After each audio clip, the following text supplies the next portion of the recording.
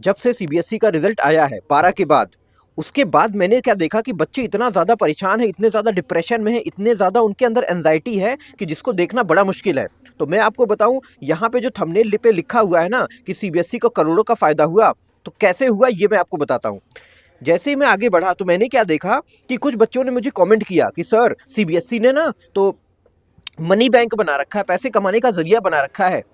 तो अब ये बात कुछ लोगों को पता ही नहीं चला कि कैसे ये मनी बैंक हुआ है। तो मैं आपको बताता हूँ इस वीडियो में आप ही देखो ना, बड़ा सिंपल सा एक आपके पास एक डेटा है, बहुत ध्यान से देखना बेटा, बहुत ध्यान से। यहाँ पे क्लास 10th में अगर आप देखो तो अब की बार लगभग लगभग जो पास बच्चे हैं वो 22 लाख के आसपास हैं। अब 22 लाख के बच्चे आसपास है तो 10th में हुए, अभी 12th भी तो बाकी है, तो 12th में जो पास बच्चे लगभग 14 लाख है। अब जब मैंने इन दोनों को जोड़ा तो लगभग 42 लाख बच्चे ऐसे निकले जो इस बार बोर्ड एग्जाम में थे। अब सोच के देखो, अगर रिजल्ट खराब हुआ है तो इसका मतलब है कि इसमें से कुछ बच्चे तो ऐसे होंगे जिनके मार्क्स कम हैं। कुछ बच्चे तो ये कह रहे हैं कि सर हमने 70 किया था हमको 60 मिला, हमने 60 किया था हमको 50 मिला, हमने 45 किया था हमको 40 मिला। अब बात ये होती है कि अगर 42 लाख बच्चों में से 20 लाख बच्चों ने भी रिवैल्यूएशन के लिए अप्लाई किया, और फीस तो देखो अभी वेबसाइट पे आई नहीं है, 500 से 700 के बीच आपको फीस देना पड़ेगा।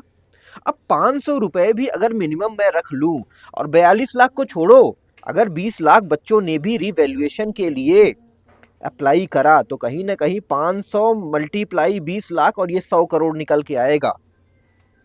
क्या ये 100 करोड़ फ्री में आ रहे हैं? आपने हमें दिया था पहले से। तो मैं आपको बस इतना जवाब देना चाहता हूं कि ये जो आपने इस बार किया है ये बहुत गलत किया है, इसका बहुत बड़ा इम्पैक्ट पड़ा है बच्चों पे। पहली क्लास में, क्लास 10th में बच्चे थे, पहली बार आए थे, उनके अंदर जोश था, उनके अंदर एक जज्बा था कुछ करने का, कुछ बड़ा करने का, उसको ही आपने मायूस कर दिया, तो ये गलत है।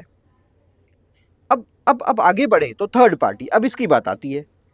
भाई इंटरव्यू जब देखा गया डॉक्टर सैम भारद्वाज का, जो कि सीबीएसई के एग्जाम कंट्रोलर हैं, जब उनके इंटरव्यू को हमने देखा तो क्या देखा कि उन्होंने खुद बोला कि भैया अब की बार हमने अपने सीबीएसई के टीचरों को कॉपी चेक करने को नहीं दिया, हमने किसी तीसरे इंसान को दे दिया, यानी जिसको हम थर्ड पार्टी बोलते हैं। अब थर्ड पार्टी हमारी कॉपी को कैसे चेक करती है, क्या करती है, मेरे को नहीं पता। मध्य प्रदेश की घटना याद है? मध्य प्रदेश में क्या हुआ था? मध्य प्रदेश में यही तो हुआ था कि प्रिंसिपल आराम से घर पे मजे कर रहा है और कॉपी उसी दिन चेक करनी थी और पकड़ा दिया अपने प्यून को कि भाई तू कर। अब ये मैं इसको जस्टिस बोलूं या फिर इसको ये बोलूं कि ये गलत हुआ है बच्चों के साथ?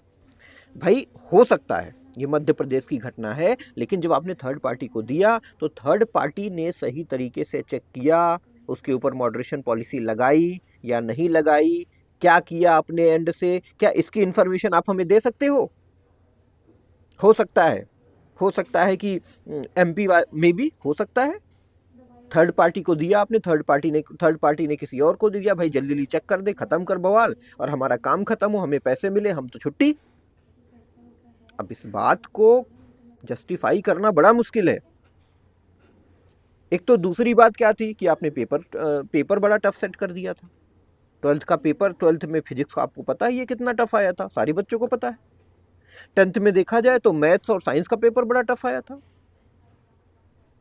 एग्जाम देने के बाद बच्चे जो है रोते हुए निकले थे, हमने सोशल मीडिया पे देखा था।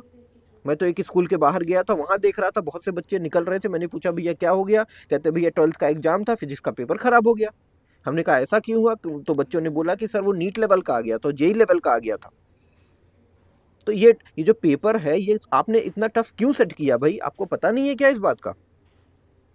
अब देखो, अब स्ट्रिक्ट मार्किंग की बात आती है। स्ट्रिक्ट मार्किंग में क्या है बेटा कि अगर एक इंसान कहता कि भैया पेपर टफ आया था, नहीं मानता मैं, दूसरा कहता नहीं मानता, तीसरा कहता नहीं मानता, चौथा कहता नहीं मानता, 100वां कहता नहीं मानता, ठीक है, 2000वां बच्चा अगर मेरे से कहता कि पेपर टफ आया था तो मैं नहीं मानता, या फिर वो कहता कि स्ट्रिक्ट मार्किंग हुई थी तो मैं नहीं मानता।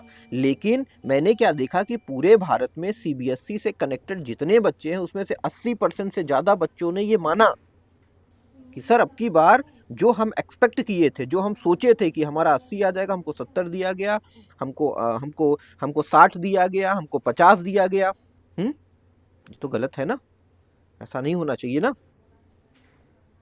तो अब देखो ये सारी चीज़ें जो गलती आपने करी है, ये देखो आपको स्वीकार करना पड़ेगा और इसके ऊपर कुछ ना कुछ तो जस्टिस करना पड़ेगा। अगर आप नहीं करोगे तो कहीं ना कहीं ये अन्याय है, ये बहुत बुरा है, ऐसा नहीं होना चाहिए। और फाइनली बस मैं आपको एक बात बोलना चाहूँगा, बच्चा देखो, मैं बच्चों से बात कर रहा हूँ कि 13 मई को एक सर्कुलर इन्होंने निकाला था, उसमें इन्होंने बताया था कि अगर आपको कोई प्रॉब्लम है रिजल्ट को लेके या फिर रिजल्ट से रिलेटेड कुछ भी, तो एक नंबर इन्होंने दिया था।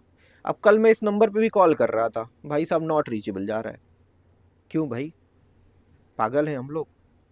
हम यहाँ मरे जा रहे हैं और तुम जो है फ़ोन बंद करके बैठोगे? हैं, ऐसा कैसे होता है भाई? ऐसा नहीं होता। अब कौन समझाए, कौन समझाए भाई, कौन समझाए? मेरी मेरी समझ से तो बाहर है ये बातें। फाइनली बेटा हम आपको एक ही बात बोलेंगे, देखो आपका रिजल्ट निकल गया। अब देखो हम कुछ कर तो नहीं सकते, क्यों? क्योंकि हम वैसे भी देखिए उतना बड़े वाले तो नहीं हैं।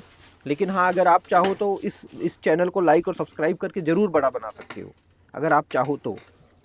लेकिन हम आपको बस एक सॉलिड सल्यूशन देंगे कि आपका रिजल्ट आया। अभी फ़िलहाल के लिए जो सबसे अच्छा तरीका है जो आपको अभी करना चाहिए, वो ये है कि अपनी कॉपी निकलवाओ, ठीक है? उसका जो फ़ोटो कॉपी है उसको निकलवाओ, उसको अच्छे से चेक करो। या तो खुद करो, या तो खुद करो, या किसी टीचर को पकड़ लो अपने आसपास के, या किसी भी प्राइवेट टीचर या जो भी आपकी जान पहचान में टीचर, उससे अपने चेक कराओ और देखो कि कहाँ पे इन्होंने कम नंबर दिया है। और जहाँ आपको लगता है यहाँ पे कम नंबर मिला है, तो आप वेरिफिकेशन या रिवैल्यूएशन के लिए अप्लाई करके अपनी कॉपी को दोबारा चेक करवा के अपने जो मार्क्स है उसको इम्प्रूव करवाओ। अभी के लिए बेटा यही सोल्यूशन है। बाकी देखो मैं आपके साथ हूँ, टेंशन मत लो, जहाँ तक मेरे से हो पाएगा मैं करूँगा। लेकिन अगर मैं अकेला हूँ तो मैं कुछ नहीं कर सकता, आप लोग मेरे साथ रहोगे तभी मैं कर सकता हूँ। और आपको करना पड़ेगा, इसको लाइक करो, सब्सक्राइब करो, बाकी बच्चों तक पहुँचाओ, ठीक है? ताकि ये हर बात सबको पता चले ना। जब सबको पता चलेगा तो ढेर सारे लोग इकट्ठा होंगे, ढेर सारे लोग आएंगे साथ में, तो उसके ऊपर हम कुछ एक्शन ले सकते हैं। तो ये अब आपके हाथ में है। तो लाइक और सब्सक्राइब जरूर करना, शेयर करो, ठीक है? अगली वीडियो में अगर कुछ भी नया आता है, कोई सीबीएसई से बात आती है, कुछ भी कोई कहता है, तो मैं आपको इस चैनल पे ज़रूर बताऊंगा, ठीक है? ज़रूर बताऊंगा बेटा जी। ठीक है, धन्यवाद बेटा।